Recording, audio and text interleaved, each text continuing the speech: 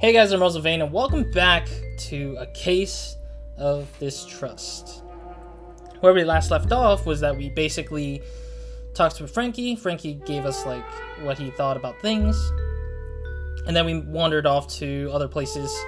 Two of the places we went to has been Green's house, where Mrs. Green is like apparently drugged up and drunk at the same time, and we went to the place of Green's like workplace, but we couldn't get in because we don't know the password. So I think we came back to Frankie's to ask him if he knows the password for that. So Green's bootlegging case smelled foul, but so did everything else in this burg.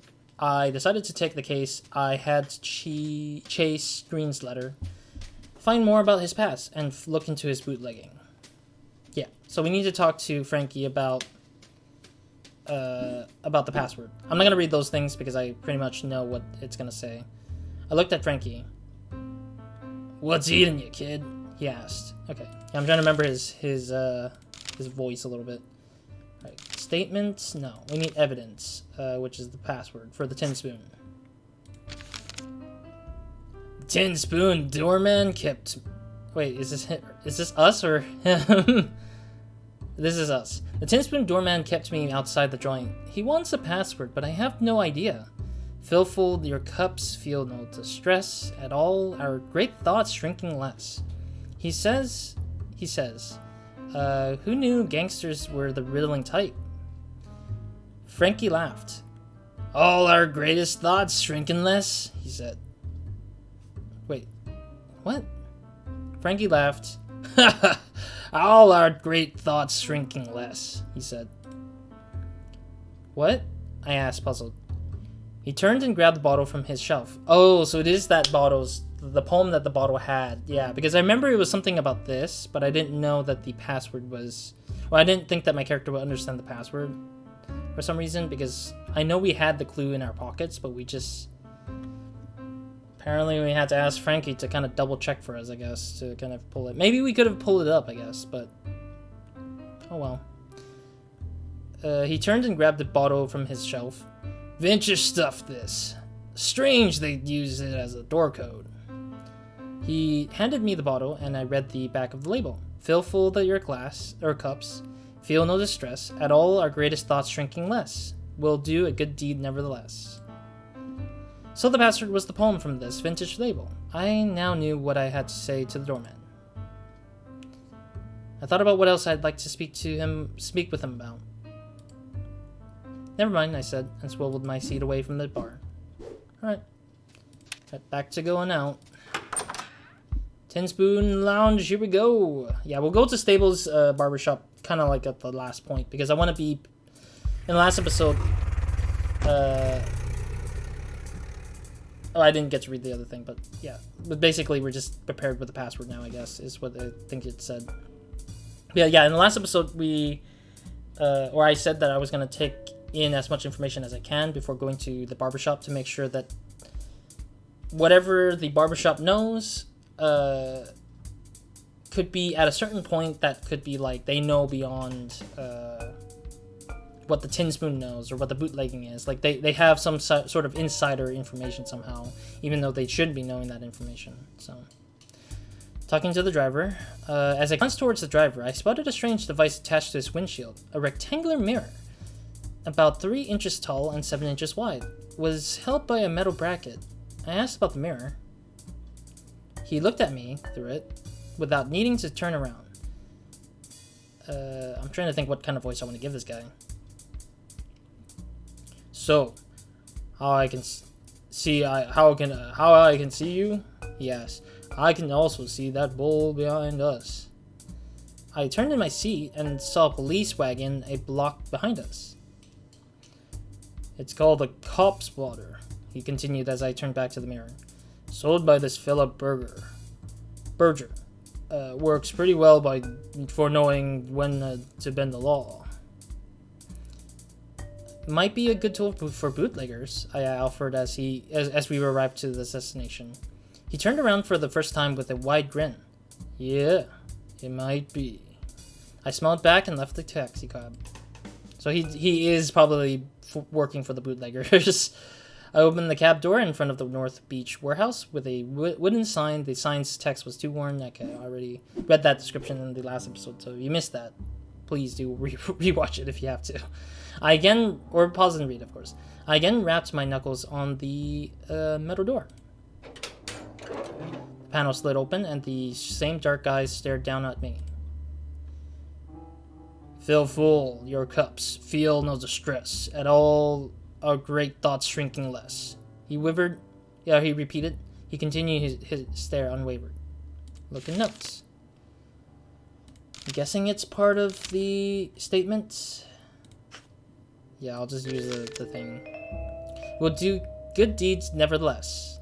I recited the line that Frankie had shown me on one of his bottles. The eye squinted. Wait here. Came a gruff response. The panel slid shut, and I heard footsteps walking away. I rolled a cigarette and waited. After a quarter of an hour, the panel opened again. Bar's closed, but you can shoot pool in the upstairs room, said the eyes. He pulled the door ajar, and so I could see a set of metal stairs. Okay, so we're going through the metal stairs. Seems like some stuff is going on here. Interesting, interesting. Oh, there's a bottle in the back. Pool sticks, I guess. What is this? Looks like a lifeguard. This looks like a lifeguard seat for some reason, but it's probably not. I want to see what other things I can scan before I do anything. Okay. I walked up the stairs and opened the thin wooden door to the billiards room. It was much smaller than I'd expect for a gangster's paradise. The only light came from the hanging lamps above the billiards table. The haze of cigarette smoke darkened the room's corner. Let's examine this. The rack on the wall held 5 cues. The room was lit only by a dangling lamp above the billiards table. A couple of tall chairs here placed around the billiards table. Oh, this is actually a chair. I thought this was not a chair. It didn't look like a chair for a second, I guess. But it's like a lifeguard's chair. Almost. What is this? A clean ashtray sat next to an empty glass on the table in the corner. A bottle of unlabeled wine sat on the table. When I sniffed, it smelled of strong spice. Okay, so I got two more options, which is these two, which I'm going to take the table first. The pool table was the focus of the space. The light reflecting from its smooth green surface tinted the den. Okay, so that's all there is to examine here, isn't it? Okay, let's talk to the dude. I saw a tall, broad-shouldered man playing the table by himself. Based on Frankie's description, I gathered this was Tiny Paul. Okay, so I have to give this guy a voice too now. I cleared my throat to get him to look at me, then followed with a casual, "Are you ever gonna take a shot? Ever gonna take a shot?" He stood up straight, rested his cue on the table, and looked at me sideways. It was the petulant look of a boy forced to play with his younger sibling. "Hello," he sighed. Oh, his voice is deep. Okay.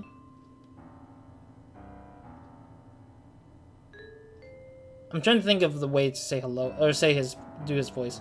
"Hello." Yeah, I think that should be fine. I'll take that for now. I asked him about billiards, I guess. I asked him about billiards. Thing is, he said in the baritone, once you clear more balls than the other guy, you got more crap in your way. Billiards is all about navigating through the crap. I've never shot much pool, but I thought he might like me more if I feigned interest. I considered lying to him, telling him that I played a lot. I'll stick to cards. I didn't. I don't want to lie though. I'll stick to cards. I didn't lie to him just then. Stud, blackjack, or bridge? He asked, hoarsely. I raised an eyebrow and he showed a sheepish grin. A gambler plays 'em all. He continued after cracking his knuckles. I can't crack my knuckles. I felt my knuckles were already cracked before this recording. But I don't think you're here for a game. I asked about green. I asked about Green. How's the gambling on that wine? He grunted. Green's setting it up. We're the muscle. What more is there? Spilling the story to a stranger. I guess why not, considering that he is probably part of the problem. Spilling the story to a stranger. Mighty kind of you, Tiny Paul, I said. I expected surprise when I mentioned his name, but he just chuckled. Ha ha ha! You think I don't know about you, Miss Malone? I'm not giving you anything you ain't already got. So he'd known me too. The doorman must have looked me up. The bay talks fast. Anyhow, he said, eyeing the billiards table. You need anything else from me? If you want something, better ask specific. Mobsters never failed to grate my nerves. He wouldn't tell me anything unless I pushed him with what I already knew. Alright, well, we got some notes we can ask him, I guess. Some evidence and notes. I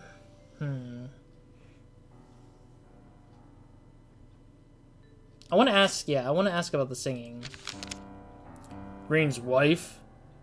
Oh no, Green's wife's a torture hero, I asked. Yeah, that's... I thought the first statement was the other guy. I thought it was Paul. Paul smiled. That smile's creepy as fudge. I'm trying to think. Sorry, I'm trying to think because my brain was like taking a brain fart for some reason, like a break in my brain. It's like snapping wood in my head right now. I'm just like, what am I doing here? Paul smiled. With the pipe she's got built into that body, she's the reason most fellas keep coming back to this joint. Ask about the notes again, I guess. Okay, so his notes on her is just pretty much that.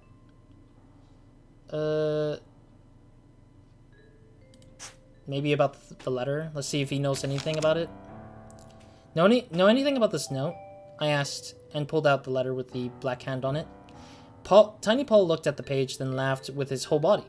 Ha ha ha ha! So there is a letter. Green's shaking over that. I'm not losing sleep, though. Look, Green and I aren't best pals, but nobody'll touch him with our protection, and none of us sent it to him, or else I would know about it. Anything else? Or anything else? He asked. Okay, so his statement is that nobody sent it to him from their side of the thing. Scheme. I want to hear about their scheme if they can break it down, I guess. So, you're giving Green the dough? I asked. That's right, he said. We gave him the cash to get the supply going. You already gave him the money? Aren't you afraid he's going to run out on you? I asked. Tiny Paul frowned. I suppose you know less than I thought. Well, just to set you straight, that kid's right under my thumb. No way he'd get out of town alive before setting up our source. Okay. He turned his gaze back into the pool table.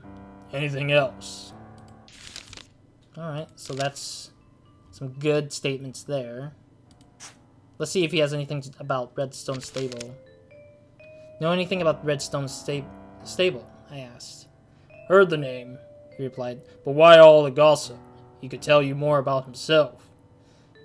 You won't give me anything on him. Now why would I do that?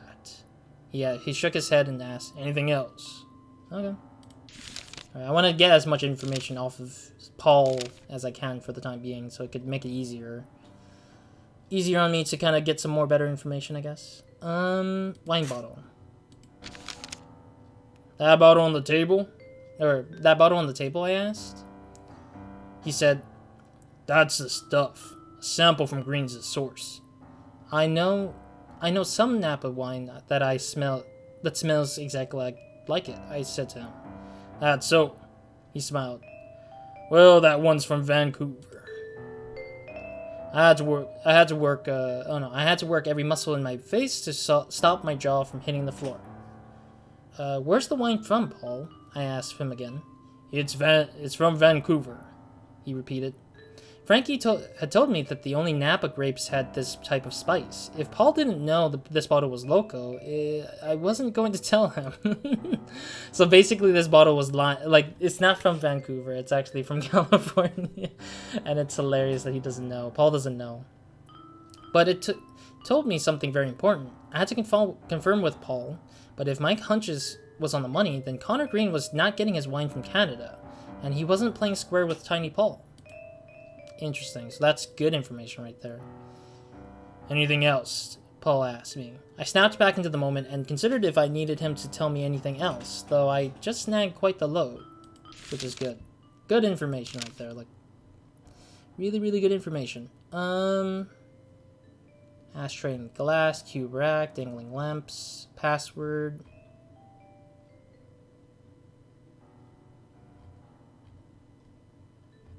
I'm thinking maybe asking about the password would be my last thing, because I don't think there's anything more than that. Oh. Becoming learned, achievement unlocked, apparently. Yeah, because I was kind of curious what this guy had in mind with, like, information-wise. Man, this teeth is so creepy looking. I like that there's no eyes, but the smiles just make him look creepier in general. We'll do a good deed nevertheless, I repeated to Paul. Why do you make an old liquor slogan your password? Paul smiled. An old liquor slogan? That's rich. And here I thought you dicks were supposed to be learned. I raised a questioning brow. It's called The Drinking Song, a poem by Thomas Hardy, an old Brit. I asked more about the poem. Who's speaking here? I guess it's... Yeah, I think it's him. I think he... No, it's just I asked more about the poem. Oh, yeah, because okay. This is him explaining further about the poem. Okay, I was confused by how it's being read there. It was not clear to me who's speaking, so... It's all about the man thinking we're the top of the chain, and slowly understanding we aren't. All our thoughts, all our theories... amount to nothing. We're just apes floating in the wide ocean of space.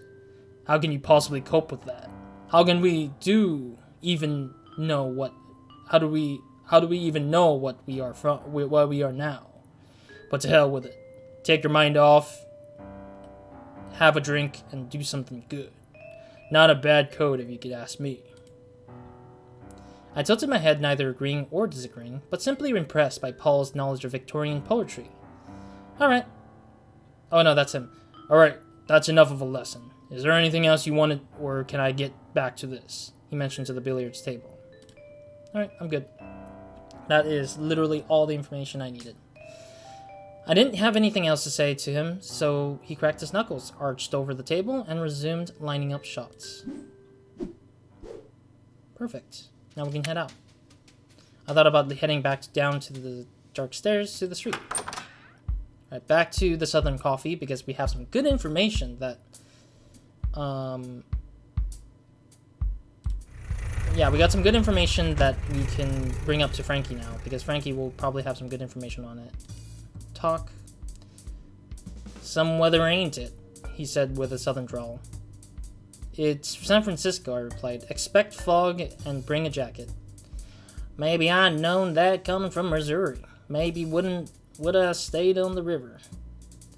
There were always recent transplants to this city. Why do you call them transplants? They're just... Why don't you just call them like state immigrants or something like that? I don't know. Because they are immigrating from a different state. Yeah, why did you come here? Why do you come here to San Francisco, I asked. Oh, you know, I had a dream of adventure. Dreams that my small town couldn't fill. Thought of myself as a regular Mark Twain. But you know, I recently heard a quote of his. The cold winter I ever spent was a summer in San Francisco. He laughed to himself. We talked for a while about San Francisco. Its overcast climate, its treacherous hills, its lush green parks. Eventually, we rode to my destination, but before leaving, I asked, did Mark Twain really say that about San Francisco? The driver smiled and shook his head. Nope, But if I ever tell you he did, at least you'll remember the quote that's mine. He chuckled and left, and I chuckled and left the taxi cab. Interesting. I feel like there's an achievement for talking to every taxi cab, but I feel like that's just me. Alright, talking to Frankie behind the bar, as usual. What may I help you with, kid? Is what I'm thinking he's saying in a weird way. Alright. Evidence? No, statements. I think that's where Tiny Paul comes in with this. Didn't send the letter. Got others watching green. Thinks the wine is legitimate. That's the one I need to ask. Well, you'll like this, I told him. Remember that wine you offered me? Oh, the Zinfandel. You turned up your nose too? Where did you say the grape was from? It's from here, California. Napa or Sonoma. You sure? Yeah, Malone. That's the only place these grapes grow nowadays. And not Canada, I asked. What are you singing at, Malone? What are you swinging at? Tiny Paul had a bottle of wine that tasted the exact same, that identical spice. He said it was from Green's bootlegging source from Vancouver. Apparently there's a note that just... yeah, it seems like the note got added. Malone, I'm telling you, he said. No wine anywhere here in the world has that spice. It ain't from Vancouver, and Green ain't getting it cheap. I nodded. Well, you just confirmed my hunch. Green's got no source. He must be swindling Tiny Paul and the entire fairy gang. And I bet he'll run away with the money. Frankie let out a long whistle in disbelief. Frankie shook his head from side to side. So now that you know this scheme is bunk, what are you gonna do? I have to know more about Green before I can go back to him. The bootlegging is bunk. And I still don't have anything on his past, and I need to chase up that letter of his. Well, let me know how I can help, Malone. I thanked him and got up from the bar stool. Alright, that was easy peasy, considering how... yeah, it was easy peasy considering how it was just talking to him for like a quick second, and then taking a leave after that, which kind of sucks a little bit, that it's just an auto leave. I'm wondering if Mrs. Green is okay now, because I mean, she was out for like a great amount of time. She wouldn't be useful to me, but I might still get something from searching the house. Not yet. Yeah, I think it's time to go to Staples' barbershop. Might as well. Green had suspected Redstone Stable of sending him that letter. Apparently, Stable owned a barbershop in the financial district. I figured there would be no harm in asking Stable about it directly. Alright, here we go. First time going to Stables. I hailed the driver, gave him the address, and stepped through the back door. I debated talking with the driver. Always talk to the driver. Unless it's become a repeated dialogue, then I'll just stop talking with the cab driver from here on out, because it becomes useless by that point. The youth driving the taxi cab was driving in shirt sleeves, his hat and jacket on the front bench beside him. Our conversation led into local dance clubs. We talked about dances.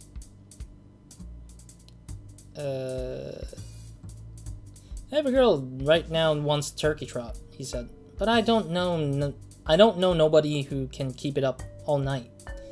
Give me the shimmy or black bottom any day. Too tired to lead? Too tired to lead your lady? He laughed. Most of these swing houses don't even got seats, so a fella's just up to his toes with the whole night. By the end, I barely got energy to walk home. Lucky that you don't need to walk, he said, smiled as he arrived. I thanked him for the trip and left the taxi cab. Alright. Kind of a weird story, or chat, I guess. The barbershop was down an alley in the financial district opposite the red brick National Bank. Oh. The small bell above the door twinkled as I walked in. Okay, we got some stuff here, here, and there. Okay, let's do the coat rack. The hat rack was a deep mahogany engraved with gold lettering that read Fraser & Co. Furnishings. The maroon leather chair looked comfortable. It seems elaborate for a barbershop waiting chair. The two sides of the mirror's frame were cylindrical, painted blue, red, and white to look like a barber's poles. They clashed with the otherwise elegant furnishings. Stable's cabinet was similar to my own, but where mine was a dull gray metal, his was a deep red wood that looked heavy. Is there anything else? Oh, there's a frame over here. The frame on the back wall contained a yellowed photograph of an old man. He had an authentic smile and held scissors in his left hand. I think 1920s, early 1920s, cameras was made, I think. Yeah, cameras were made in like the 1980s, 18s, I mean. I think. I can't remember exactly if that's the case. Because I remember film wasn't a thing yet. But cameras were, but they were not like... They were just kind of like the prototype styled photo stuff, I guess, still. Anyways. The modern hydraulic barber chair had always seemed ostentatious to me. But this one, with its soft round cushions and gold embroidery, was the most ornate I had ever seen. I think that's pretty much it. So let's talk to the main dude. There was a tall man in the center of the room. He was wearing a flamboyant pink suit, tailored to accent his stature with a maroon bow tie and pocket square. I gathered this was Redstone Stable. Yeah, let's talk to him, and then we'll end the episode after talking to him, I guess. Or maybe in the middle of talking will probably be where I'll end the episode, probably. But we'll see. We'll see how long it takes to talk to this dude. The man turned to face me. He grinned, and his squint blue eyes made the smile feel genuine. I must apologize, he said. We do not take walk-ins. I told him why I was there. I'm not here for a chop. Just answer, Stable. He scolded. Oh, Miss Malone. You know you are not a standard detective. Please, do not be as mundane as, well, the other sleuths.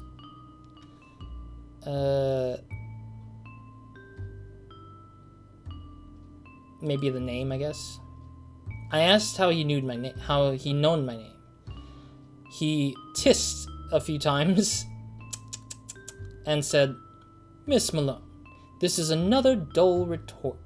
His eyes became dull. What is it you want with me? He didn't seem to like my straightforward approach, but I had no time to mince words. I needed to get my information and move on. Excuse me, my throat's starting to, like, go downhill for a little bit here. We got a lot of good information, but this is, like, overwhelming at this point. It's starting to become a little overwhelming. I think, if anything, this menu could be a little bit better. I think the evidence menu could, like, have, like, collapsing, like, boxes, maybe, to make it easier. But it feels kind of genuine because, it looks like a notebook almost. Yeah, we haven't discovered Green's past yet, so we're still kind of behind a little bit.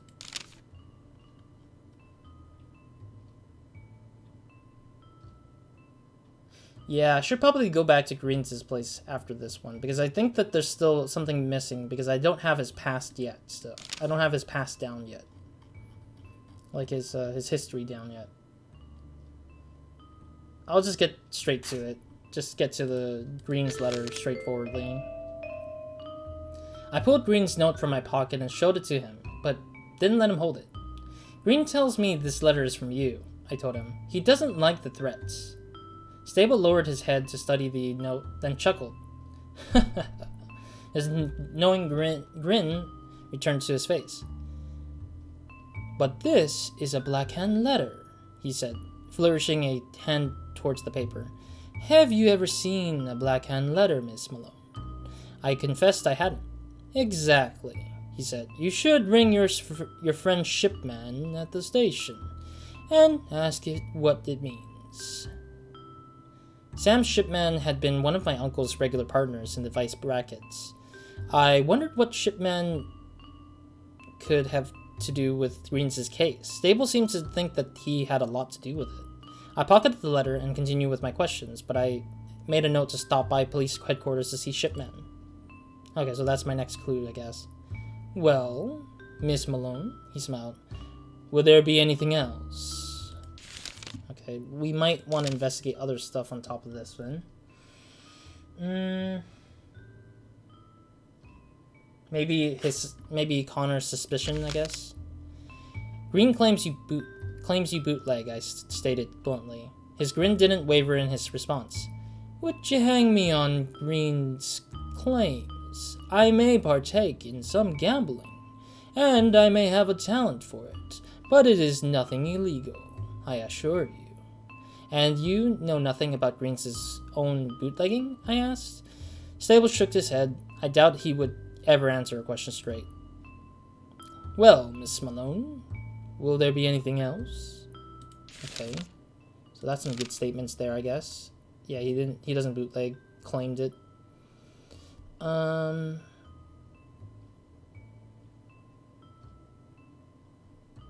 trying to see what else there is. Evidence, maybe? I think evidence would be the best place for it. Barber shop. Cabinet. Let's ask him about the cabinet. I nodded to his furniture. Elegant trappings for a barber. Math was never my strong subject, but I can't see a barber making enough for all of this. He smiled. Yes, I have other methods of procuring wealth, but I do not engage in illicit activities, if that is your implication. Okay. Yeah, he's asking what else do I have to ask him. Picture frame, maybe? Since I see an old man there. I pointed to the picture frame on the wall. That the old man, I asked? Stable turned to look at the photograph. No, that is my grandfather. Taken near the end of his life. Why did you hang it in here? This store was formerly owned by my grandfather. My Zaid achievement unlocked. I apparently got an achievement for just talking about his grandfather. This store was formerly owned by my grandfather. He stated with humble beginnings. My Zaid taught me the meaning of hard work and dedication. I am humbled by reminders of him. Anything else? Okay, so there's nothing else. I'm good now, I think. Nothing now, I said, and turned back to the barbershop. I looked around Stable's elaborate shop. Okay, time to head out then. The front door had a bell on top of it. Alright, so let's go back to Greens' house. I feel like there's still more to it that I have not explored enough of, but yeah, we're gonna have to risk going to Greens' house again, but we'll do that in the next episode, or I'll continue this in the next episode. So, anyways, thank you guys for watching. Hope to see you guys in the next episode or another video of mine, and hope you guys have a great, amazing day, good night, or whenever you're watching this. So, otherwise, yeah, we're over time a little bit, so that's good. The next episode, we'll go ahead and go to Greens' house, talk to the taxi cabber person here before we get to the house. Explore a little bit of the house just to see if we can find additional clues, but I doubt we'll find something. And then we'll go to Frankie, maybe. Go to Frankie and ask him some other additional stuff to see if there's anything interesting from what Frankie has in terms of Stable. Or maybe something else entirely, but we'll see. Yeah, that's pretty much it in my mind in terms of doing this thing, I guess. But otherwise, yeah. Hope to see you guys in the next episode where nobody minds. And hope you guys have a great, amazing day. Good night, or whenever watching this. So, Roz, out.